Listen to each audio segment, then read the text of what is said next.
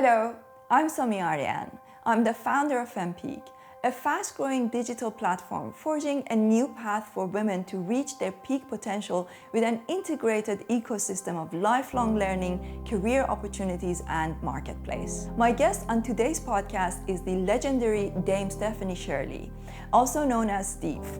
She is an information technology pioneer, a super successful businesswoman, and a philanthropist. I read her fantastic book, Let It Go, and watched her amazing TED Talk, and I fell in love with her. I also have to tell you about something else that makes today's episode super special. I co-hosted today's episode with another legendary woman, Sue Nelson. Sue is another successful businesswoman, and what was interesting was that between me, Steve, and Sue, we covered 3 different generations, 20 years apart, each with our own unique perspective. So without further ado, let's get right into it, as I can't wait for you to hear this conversation.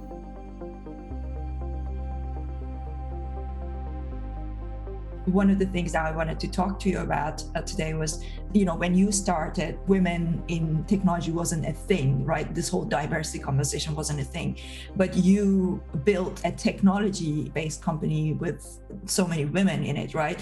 And I wanted to see how you see the generations changing. And do you think that we are progressing, or do you think that we are actually regressing? And it would be really interesting to hear your thoughts and how you see things. Are they progressing?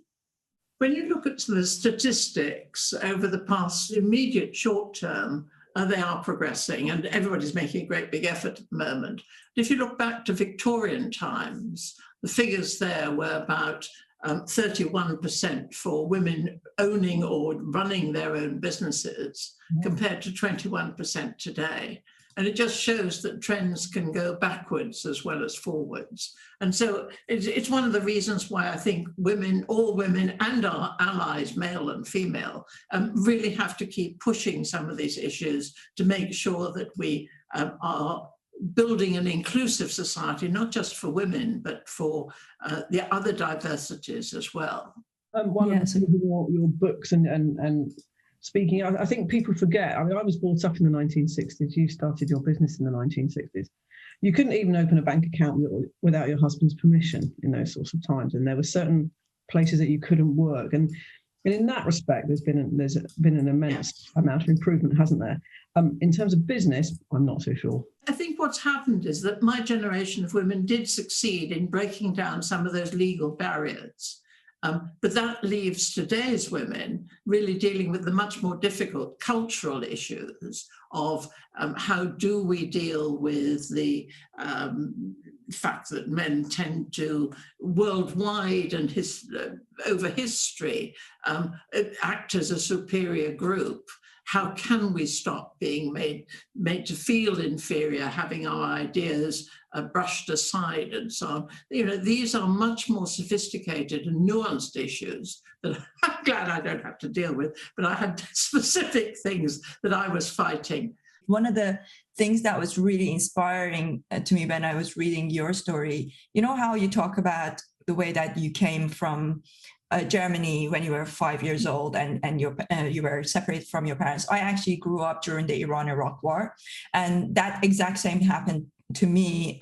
Same thing happened to me when I was 6 years old, and my parents took me to the north of Iran, and they left me there with a distant family that I didn't know, and it was a similar kind of situation. So I come from a similar kind of background, and when you talk about the fact that women had to have your husband, it's like that.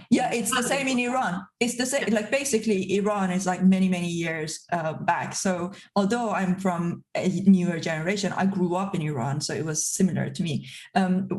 Did you have any thoughts on that? You wanted to say something, Sue? Yes, I think the thing that I find really interesting is that what I would call good men, as opposed to ones who are a bit of a bully and who are constantly patting you on the head because they seem to know better, is that quite often they will say they are stunned that some of those things have happened to us, that you've been cut across or molested or taken no notice of in meetings. And they find it quite difficult to see. And I think part of the issue for me is trying to get the good guys to help us to break that down. I don't think it's just a women's job, actually. And I think for me, Steve, I think there's been more of an acceptance that this is a collective responsibility, not just a female responsibility. And I do consider that a bit of a step forward. I wonder how one can make these points to the good and the bigoted men. And it seems to me that we actually have to speak out and say, present them with the women in their own organisation. This is how they see the organisation. This is how I feel. This is what happened to me yesterday. This is what happened to me 3 months ago. So that they actually know this is going on now and it's me that has to do something about it. Because men are horrified when they actually realise the sort of discrimination that we're still subjected to. I find the older men with daughters easier perhaps to persuade in that you can sort of say, well, how would you feel about your daughter? But that's not true of everybody. Do you think that that women in some respects, are not pushing themselves forward as well? So you get this gap between not only pushy guys pushing you out of the way, but also women perhaps saying, oh, well, I think I'll not approach that because actually I'm probably got too much on my plate and I can't be bothered, or B, I just don't want the confrontation. So I think there's not only a gap of men doing that, sometimes there's a gap of women not approaching it. I think in the corporate world, many women, as indeed some men, find that the cost of success is not worth it. That it's not a lifestyle to which they aspire, it's not a group to which they want to belong. Yes, there's certain pleasant aspects of it. And I think we need to look at that. Can the corporate world become more family friendly, become more female? I mean, we talk about the feminization of industry worldwide because women are we're 50% of the population, if not 51%. And if really using us in the workplace fully has the biggest economic impact of all the diversities. I mean, I'm also involved, which I hope I'm going to be able to tell you about you having people with autism in the workplace. That's important, it's right and proper. There are different sorts of diversities, the ones that you can see like gender or colour, or but the ones that are sort of hidden disabilities like autism, dyspraxia, the one I've got, diabetes. These are things that all have to be considered because we really do need in this 21st century the energy and incentive to make the world a fairer place and make it equitable for everyone. I think one of the things that Somi and I were talking about on Saturday is that I'm not a particularly well-educated person, and the way that Somi's history and she was brought up, her access to education was quite difficult, and I believe one of the great things that keep getting missed is the diversity of people's background and education. So I would be what used to be described as working class, living with an outside toilet and, in a city, London, et cetera, and yet you can have, I think you'll see this in government, you can have an incredible racial mix. Thank the Lord, very good. However, all of those people went to the same school and the same universities, and I'm not convinced that gives you a great deal of diverse thought and experience. So for me, that bit seems to keep getting missed out. I don't know. That's interesting. Female diversity really started in government. When we had the first woman Prime Minister, Bandaranaike, the first women senior civil servants, they really were very good about it because it was all in a wonderful book. I've forgotten what it's called now, because I was in the civil service, and it really said how you had to recruit, and in no way was that sexist. But it's taken time to spin out into the wider world. And the pressure on minorities or women, we often behave like a minority. Perhaps we should discuss, why is this? Why do we feel this is not for me? Why do we feel that, my voice squeaks? We might sort of say that the men's voices growl, but that, you go into a meeting where you're one of the few women, if not the only woman, and you say, oh God, my voice is going to squeak. We make some of the difficulties ourselves. We actually looked at why women were held back in business and technology. I'm going to come to that and share with you, because I created a think tank for women in business technology, and we found there are 6 reasons.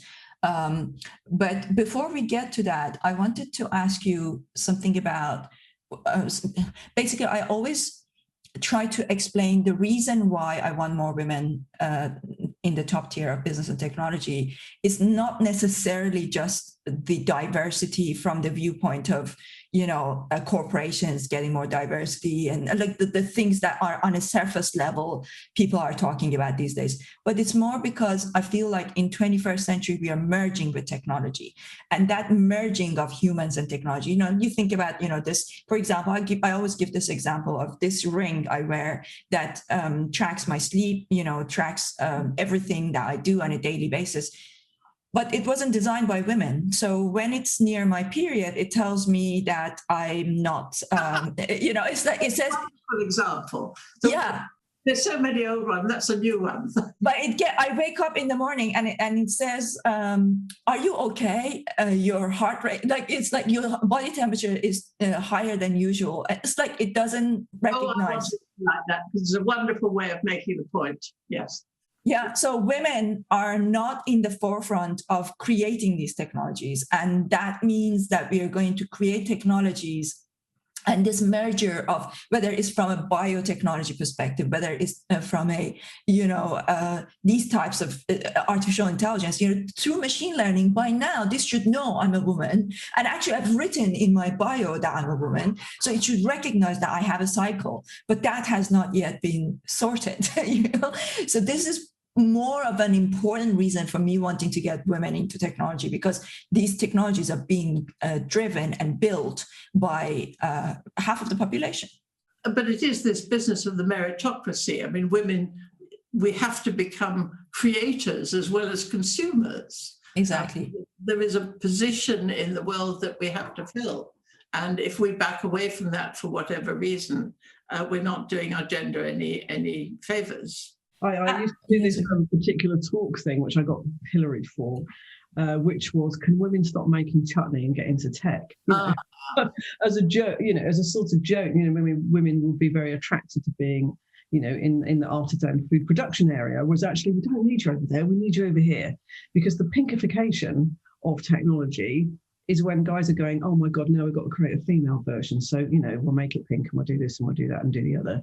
And as Sophie's saying, we're not actually on the ground floor of designing it, from the ground up. And that's as much women not doing that as a career choice when it's an amazing career, I think. I cannot imagine a career more suitable for women. There's no physical strength involved. It's purely ideas and concepts that I can create, and things that women are traditionally rather good at, communications and personal relationships. So, the thing is that when we looked at why, so those 6 reasons, I said that why women were not in the top tier, and those 6 reasons comes to lack of confidence, lack of financial literacy, lack of tech skills, lack of business skills, lack of understanding or enough data about women's health. So that is around PMS, menopause,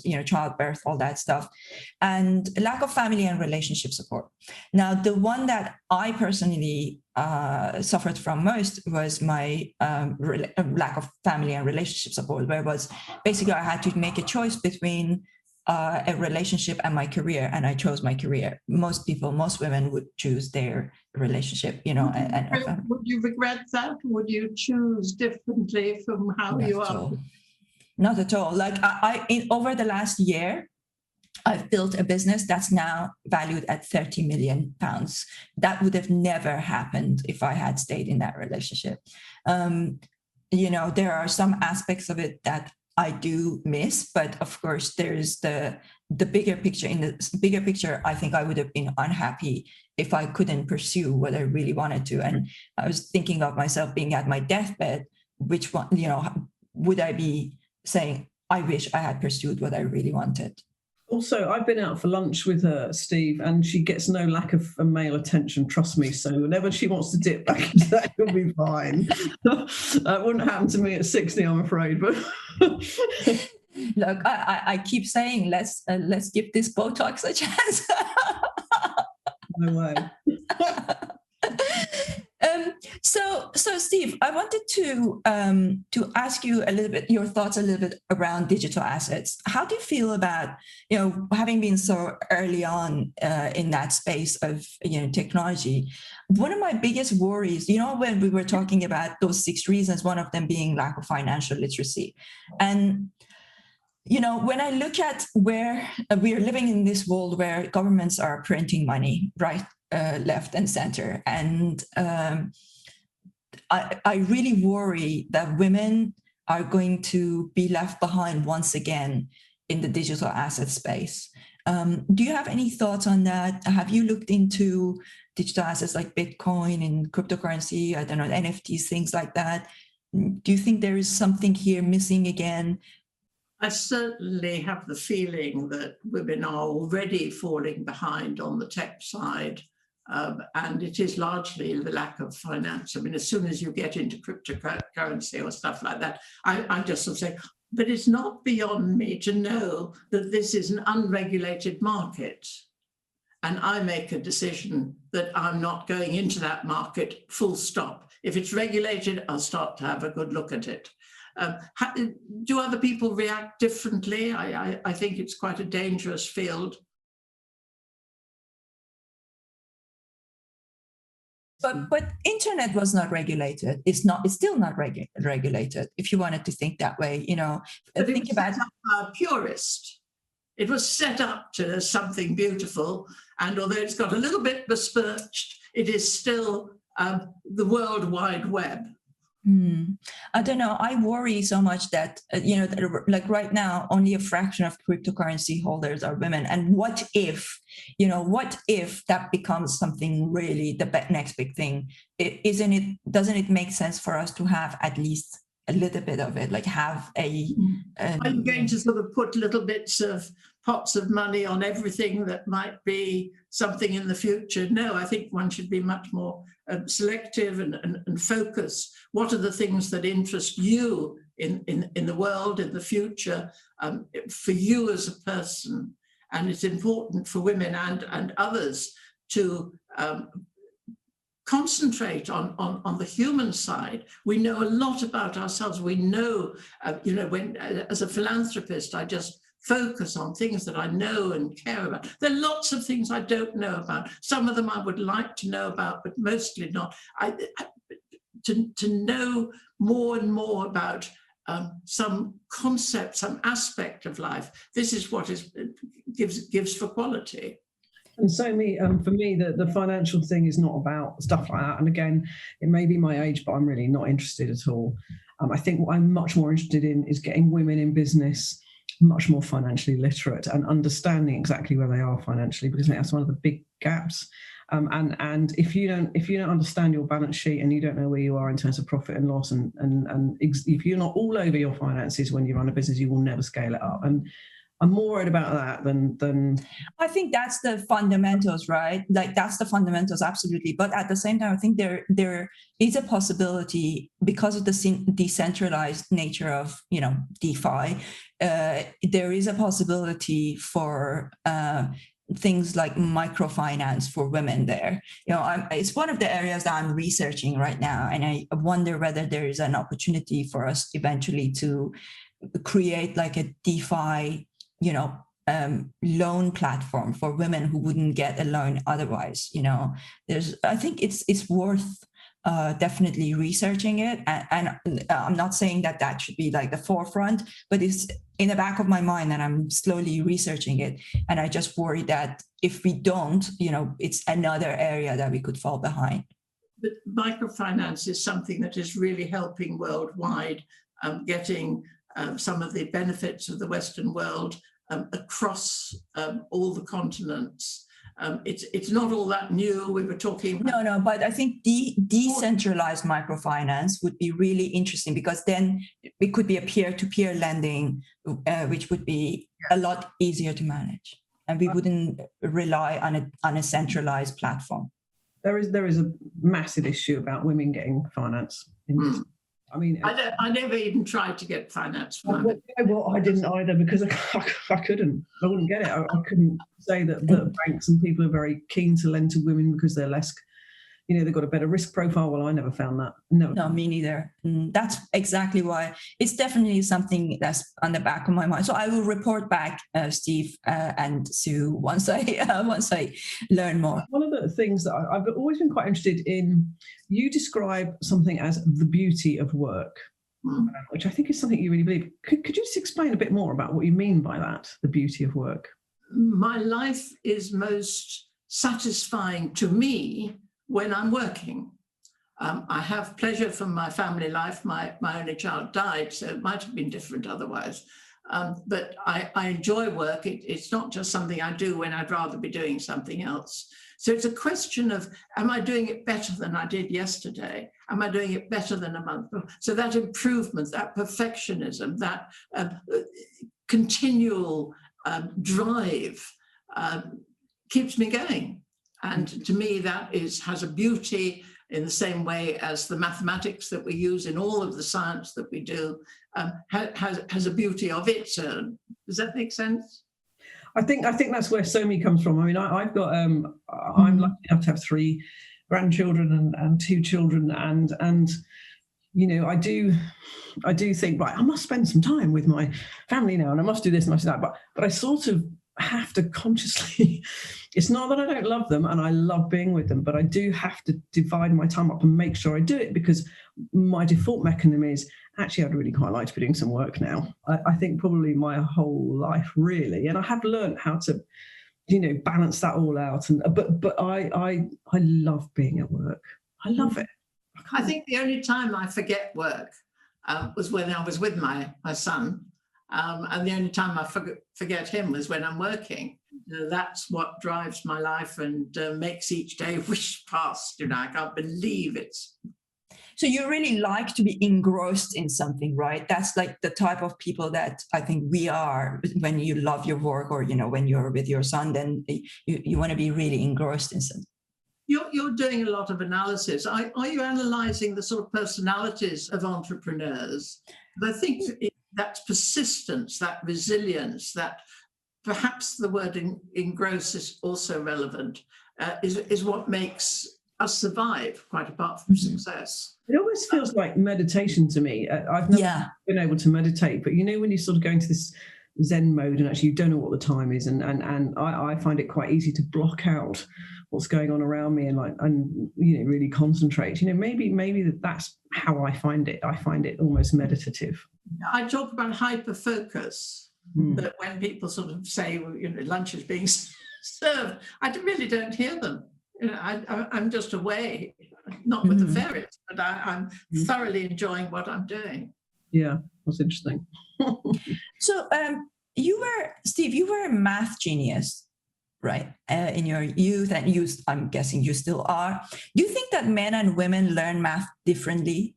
Well, I've been reading about this recently, and it seems that there is a difference how they learn, and that difference exhibits itself quite early on, 3, 4, 5, 6, 7 years old. Why that should be, who knows? Mathematics is the key, I think, to all science. I'm not incidentally able to enjoy mathematics anymore. It's very much a young person's game. But there does seem to be a gendered difference, and perhaps it's really worth researching a bit as to why that should be and how it operates. Yeah, in our in the organization that I'm building, FemPeak, by 2026 we want to be at a position where we are building what I call a Fem Lab, which is where we would research these types of things where nobody else is really putting money behind. Once the organization gets to a point that is making enough money that we can then put money behind research. This is one of the things that I really want to research, because I feel like if men and women learn math differently, the problem is that the whole school system is designed in a way to teach it the way that it works for boys, and for men, and maybe just a small fraction of women. So that's a much, much bigger question. The whole school system is clearly designed for us to work in structured ways, to follow rules, to repeat and perfect. Whereas I think from a short period, both of you are really much more interested in innovation, in doing something new, in making new things happen, in making some sort of disparity, in bringing out yourself as being different. You're the first. Mm-hmm. I find the education system to be absolutely hopeless for me as an employer. Really useless. And so what we did with my company is we always advertise jobs and not require qualifications. As you said, I need people who can change, think, have great ideas, whatever. And that is not what the school system builds at all. And in fact, it's not what a lot of large organisations are looking for. Whereas we wanted people who were off the ball or could bounce an idea off somebody else who thought completely differently and could move quickly. And therefore, what we did is actually recruit on behaviours and values and not educational ability at all. And that, one of the things I know that you write about a lot is surround yourself by great people. And for me, we surrounded ourselves with great people who were from this most amazing background, really. So that has really paid off for me in my business. And I think school is failing a lot of young people who are bored by it and actually can't see the relevance of it. And you know what? I can't either. It's not. I visited a charity recently, and they said in discussion that they did value recruitment. And I always question something if I don't understand it. And I said, value recruitment, I haven't heard that. What does it mean? And it means recruiting not against qualifications, but against people's values. And I realized that I have always done that. Mm-hmm. I have fitted jobs to people rather than people to jobs.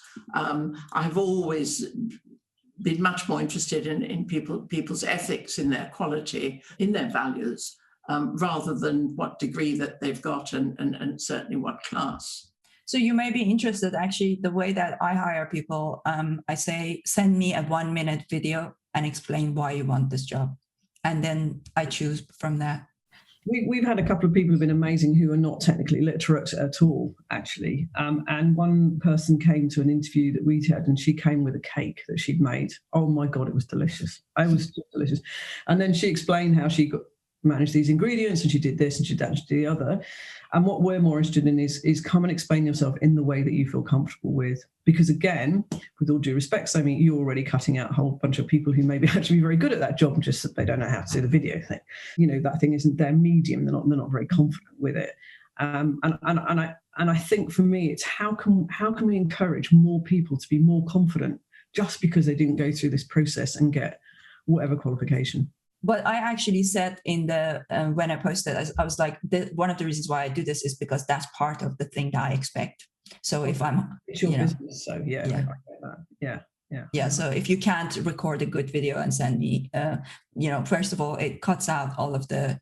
But I really want somebody who is really comfortable with media and writing and like creating. It is very difficult to remain inclusive because.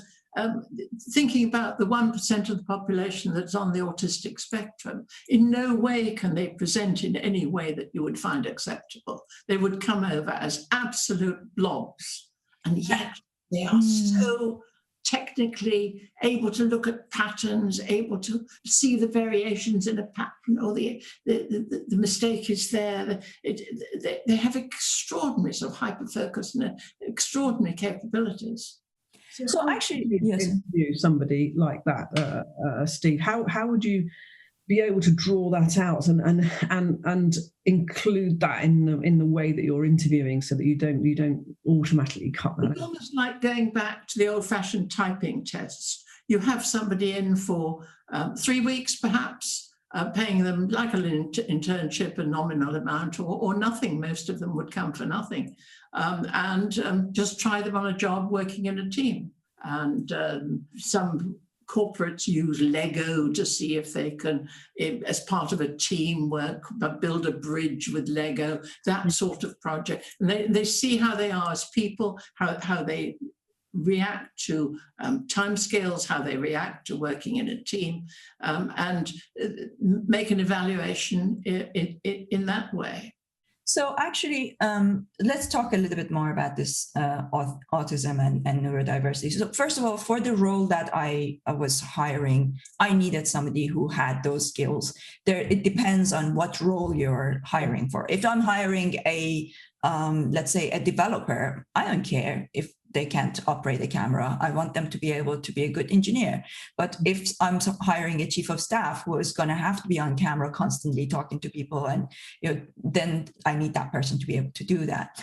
But talking about autism, so I have mild to moderate, depending on the situation, autism, and pretty severe, kind of like, I suppose, ADHD, essentially ADHD. So it's like either hyper focus or can't focus, and hyperactive, all that stuff.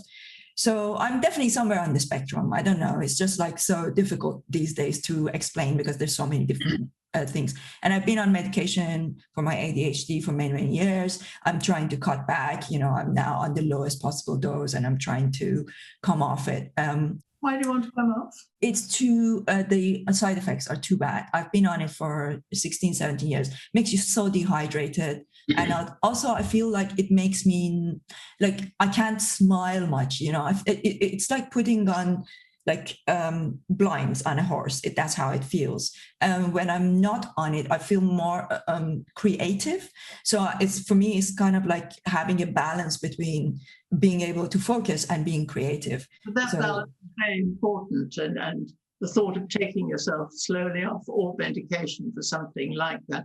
It's like schizophrenics, that never take their medication because they feel so good, and immediately they're in trouble.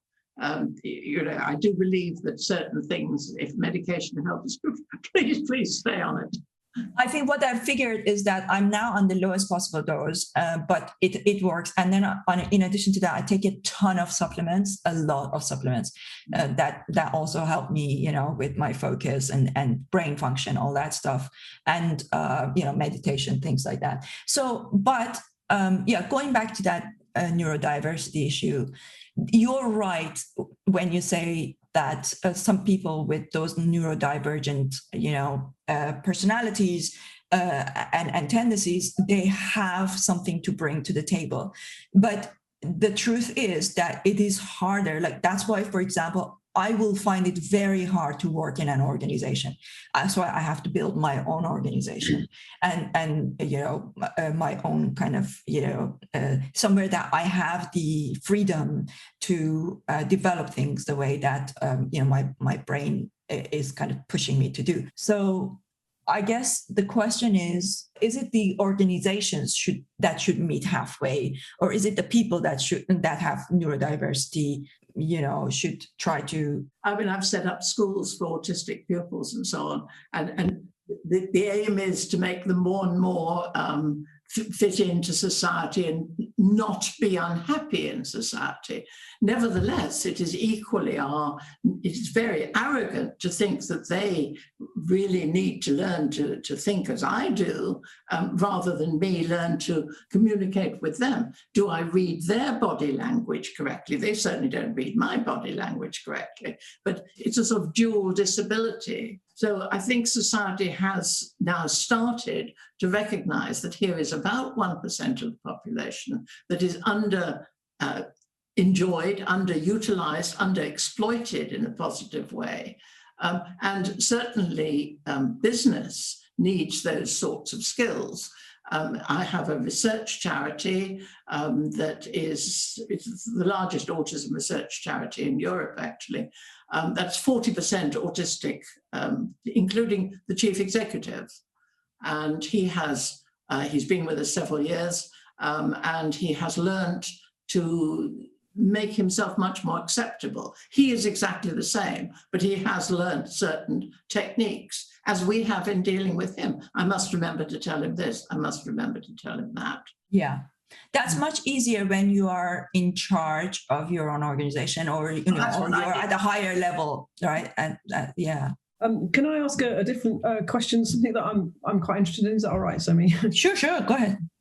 So, you've exited your company quite a long time ago, and reading in your book, Let It Go, although I've got a 2013 version, so I think it's probably been updated loads by then, but retiring and moving away. So my company's been bought out. It's been bought out by a corporate who probably doesn't quite share the same values as I do and is possibly taking it in a direction slightly different from me. How do you, can you give me some advice? How do you start to pull back? Because as it says in your book, I felt quite affronted when they asked me to take early retirement. And it's like, well, what am I of use now? Whereas actually I'm bringing in loads of business, I'm being an ambassador, talking more and more, exactly like you. But so how do you cope with that next stage when you're having to let go? It's like anything that happens. You are where you are. You're going to have to let go. Look on the good side, that the day-to-day hassle is being removed from you. You still have the joy of seeing your company, your baby, your creation move in different ways, and try and get yourself into a position of, honoured guest and so on, so that you still feel part of that family. I mean, we had a company reunion a couple of years ago. That was a lovely feeling, but I mean, it's very superficial. I served for years the corporate social director for the company that took over mine, just 1 year, and it just sort of eased things a little bit.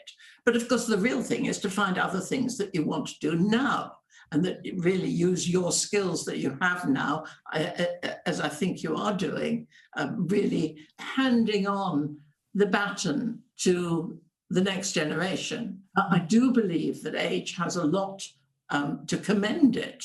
The wisdom that we have, the sort of, the sort of stability. We can deal with crises in a quite different way because we've seen so much in the last few years. These are very valuable. I enjoyed working as a non-executive director for other companies. I found that used all my skills. I found it was sufficiently prestigious that I didn't feel, oh dear, I'm a has-been. And that was a transition that I think I would recommend. You can say to companies with whom you are, I was on the board of John Lewis, for example, and I'd known them for ages because of the interest in co-ownership. But it was not, chairmen don't like offering non-executive positions if they think they're going to be refused. So I did it the other way. I actually said to the chairman, when I'd been talking about something completely different at the end of the meeting, as I was leaving, lovely to be, if I can ever help you at a corporate level, do let me know. And out I went. Fortnight later, I had an invitation to serve on their board. So, you can make this happen. And I found that very satisfying. Yeah, I have a few non-execs, and I think I'm enjoying that, especially the fact you don't have to actually follow through with your advice. Quite helpful. It's like, I think you should do this. Bye, sort of thing. Can I please have both of you as non-execs for FMP? Okay, thank you for that. I think it's one of the things that aren't talked about is how you get out of work just as much as how you get in work. I mean, some people are waiting to retire. I don't really ever want to retire. I still have a working professional life that, as long as people want my skills, I shall continue doing. I found writing my book quite absorbing during lockdown, and I wrote a second book. First one was called Let It Go. This is called So to Speak, and this is where it's a beautifully designed book, self-published.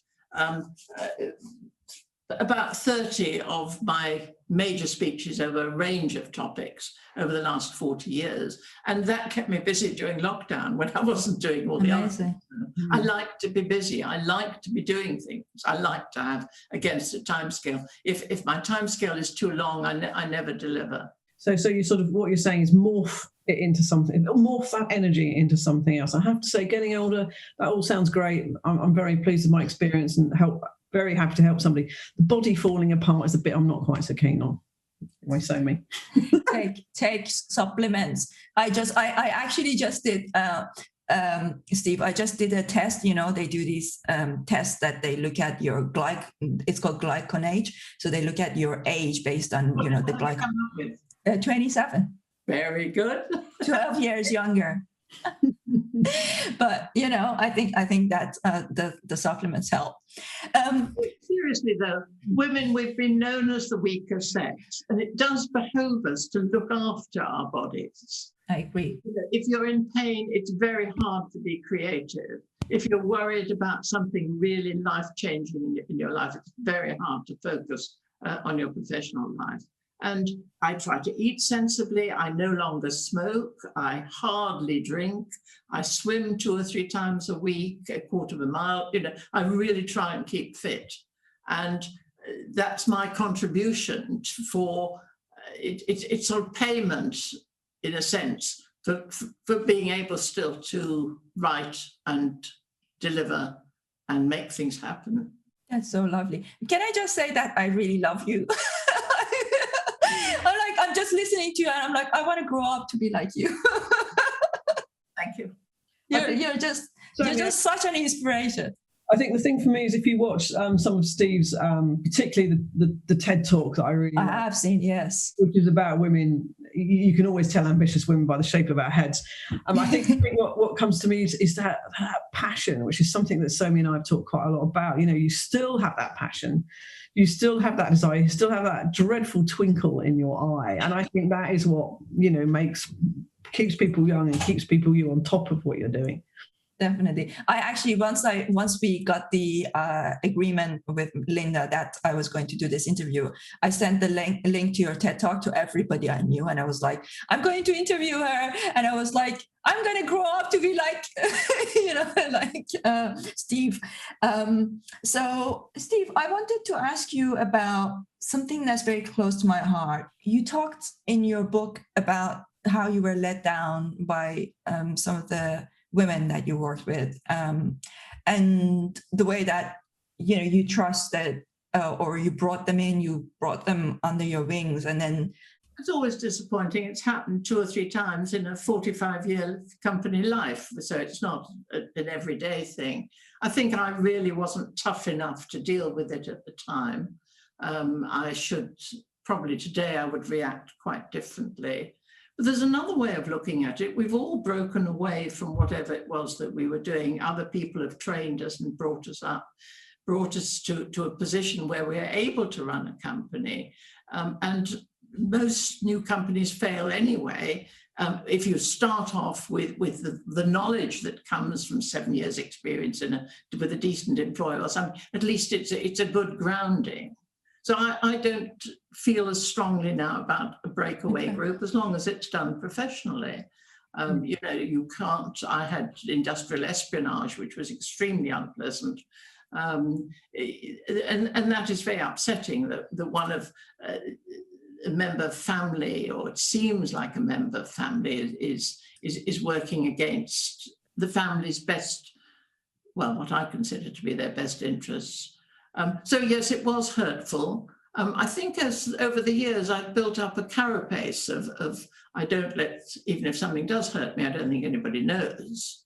And that's probably necessary as well. You know, who does that? And I think I'm still naive enough to be shocked by things like that, because I don't really think people behave like that. And I need to grow up, because I do still get quite shocked by somebody who would do, not whether I'm very happy actually for somebody to break away from my company and start on their own if they do it in the right way. I'm actually that.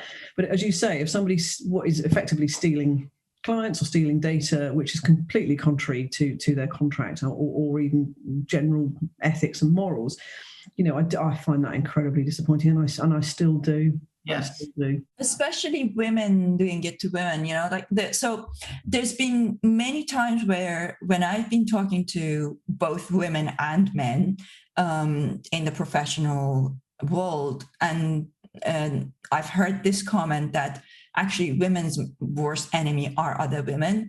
And I don't like that. I don't like to hear that. I don't want to agree to that. I just don't agree with that. Yeah, I don't agree. Yeah, in this world, you get two sorts of people. You get those people who give and those people who take. So that's why I feel very strongly about women supporting women. And I think that it's important for it to be seen that way. There's been many times that women have been telling me that in a boardroom, the person that would put them down most was another woman, or that if they wanted to get a promotion, it was another woman that didn't allow them to get that.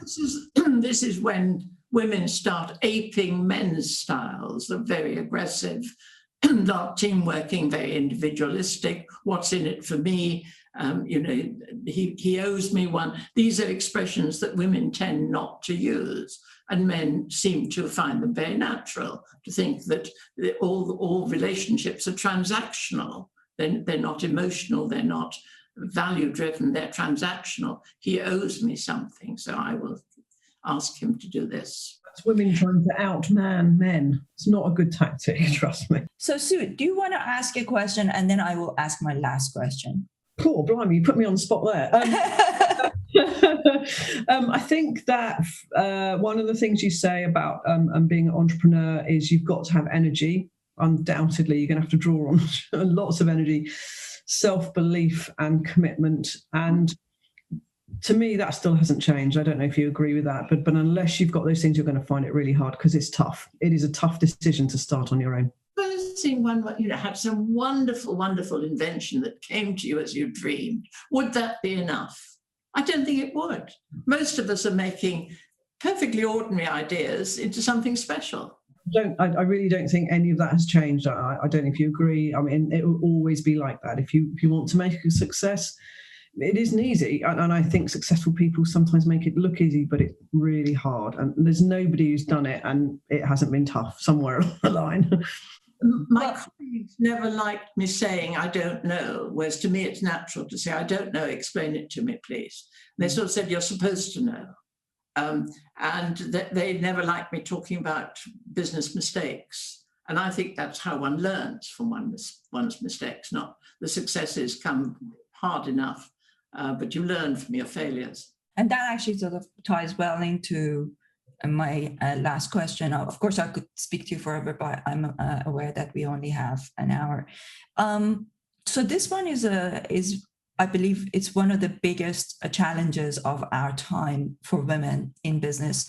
And we talked about it very briefly, but I want to touch upon it and break it down a little bit more around the whole dynamics of male-female relationship and the way that, historically women have been almost programmed to look up, to marry up, to date up, however you want to look at it. And women have been, and men have been programmed to, marry down, somebody who has less money, maybe is more pretty, but has less money, right? Actually, wait for the years. Maybe Sue, when you, money is also a great aphrodisiac. It's quite attractive. But what I'm trying to say is that that's attractive to men if you're a woman. No, that's exactly my point, right? So Steve, are you saying that now because you're this literally multi-billionaire, although you're a huge philanthropist, you're now suddenly much more attractive to men? Is that what you're saying? I'm sure that will be the case, but would you be attracted to them? That's what I mean. No, I'm attracted to intellect. I like intellectual men. I just find my husband was a physicist. He's very complimentary to me. He's quiet where I'm noisy. He's introspective where I'm extrovert. Or, we really feel very differently. And we've been married for 61 years. Wow, that's amazing. He finds you much more attractive now. You've got loads of money, Steve. He puts up with my cooking. I have a wonderful recipe for shepherd's pie, which I will share with you all. Amazing. Shepherd's pie. All I have to do is mention it, and he insists we eat out. Excellent. Love it. But how about the younger generation now? Like we're coming to a place where it seems like, look, on the one hand, we want women to succeed, okay? But as women are starting to succeed, many men aren't going to be attracted to that. But also that woman still is programmed to date up. So basically what I'm trying to say is that for successful females, there is a smaller pool. Agreed, I think, yeah. So how do we solve that problem? Because could it be that many women may not want to be that successful? I have actually a very good friend of mine who is very successful, and she says that in her relationship, she plays her success down. That's one of the key things. In my first job, I can remember young men asking me what I do, and I said I work for the post office, hoping that they would think I sold stamps, because being a mathematician is not really considered hot at all. Well, my company was a tax company. Can you imagine if you tell anybody to do tax? Nobody ever speaks to you. You never get invited to dinner. I mean, certainly, even if they were doing shepherd's pie, you would not get invited to dinner because it's just seen as incredibly boring. But I'm not a great fan of Sheryl Sandberg, but one of the things she says is that women tend to play down their success because other people don't really like it. They don't really like women being successful in a social sphere. They find it a bit difficult to handle. And I don't really think that's changed much yet. I think in the public service worldwide, we nearly had a woman president. We've got a woman vice president at the moment. I see it so differently, but then I've been around so long, and I just hope it does continue. But as I said earlier in this conversation, things can go backward as well as forward, and it behoves us all to make sure that that doesn't happen. Yeah, I agree with that. What I think I was trying to say is that I bet they don't talk about it and socially about how marvelous they are at being vice president, whereas I can't imagine, for example, Donald Trump doing anything other than telling everybody how wonderful he was as president. But do you know what I mean? I think maybe we play our successes down a bit, even though I do think women are making great strides. I think I might be more modest. Long may it continue. Yes, absolutely. It's been an absolute pleasure talking to you, Steve. I mean, you're a total role model and inspiration. Possibly not on the cooking front, but every other area of my life, I'm yes, you have been a great role model. And I'm It's been sure great to be with you. Thank you both very much. And your new book, will it be on Audible as well? No, it won't. No. Okay, so I better get it then. From Amazon or from my website. Sure, I'll get it. All right. Thank you so much. such a pleasure. Thank you. Thank you. Take care. Bye-bye.